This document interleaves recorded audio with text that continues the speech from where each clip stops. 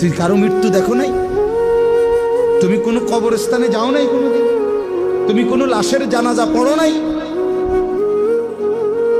যে মানুষটা তোমার সামনে লাশ, সে কি একদিন হাত নাড়াইতো না? কথা বলে না? তার চক্ষুই খোলা ছিল না কোনোদিন? সে কি একদিন দৌড়ঝাঁপ করে নাই দুনিয়ায়? সে এখন মরে যাবে না কেন? সে হাসে না কেন? তার হাত নড়ে না কেন? দয়া করে বুঝতে শিখে। আল্লাহ তাআলা বলছে, বল তানজুর নাফসুম মা কদ্দামাত লিগাদ। আমার বান্দা, খেয়াল করো আগামীকাল কিয়ামতের জন্য তুমি আজকের দুনিয়া থেকে কি পাঠাচ্ছ।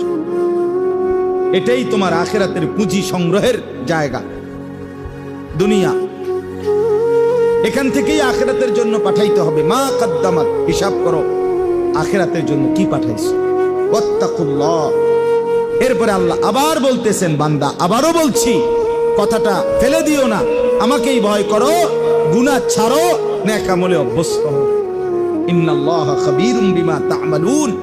এরপরে আল্লাহ বলেন, শোনো বান্দা ঈমানদার, তোমাকে বলছি আমি কিন্তু তোমরা যা করছো তার পূর্ণ খবর রাখছি। এক বিন্দু আমার থেকে আড়াল করতে পারবা না। এমনকি হৃদয়ের ভিতরের যেই কথাগুলো খোদার কসম কোরআনে আছে, আল্লাহ তাআলা বলে, বান্দা কিয়ামতের দিন তোমার অন্তরের ভিতরে যে কথাগুলো উঠানামা করতো, ভালো মন্দ, আমাদের হৃদয়ে অনেক কথা আছে না? আমরা বলি না যে বেটা মনে আরো অনেক দুঃখ আছে, বা আমার আরো মনে অনেক কথা আছে। এই অন্তরের কথাগুলো পর্যন্ত আল্লাহ বলেন আমি খবর রাখি। কিয়ামতের দিন সেগুলোও তোমার সামনে আমলনামার মধ্যে লিখিত খোলামেলা দেখায় দেব। ইয়াউমা তুবলাস সারাইর ওয়া হুসিলা মা ফিস সুদূর। অন্তরের কথাগুলো। এই জন্য আল্লাহ বলেন আমি সব খবর রাখছি, আমাকে ভয় করো, আখিরাতের জন্য কি পাঠাইলো এটা হিসাব করো। এরপরে আল্লাহ বলেন, ওয়ালা তাকুনু কাল্লাযীনা নাসুল্লাহা ফাআনসাহুম আনফুসাহুম। আমার বান্দা এমনটা হইও না যে আমি আল্লাহকে ভুলে গেলাম। আল্লাহ বলেন আমার কিচ্ছু হবে না, বিশ্বাস করো বান্দা, একদিন তুমি তোমাকে ভুলে যাবে।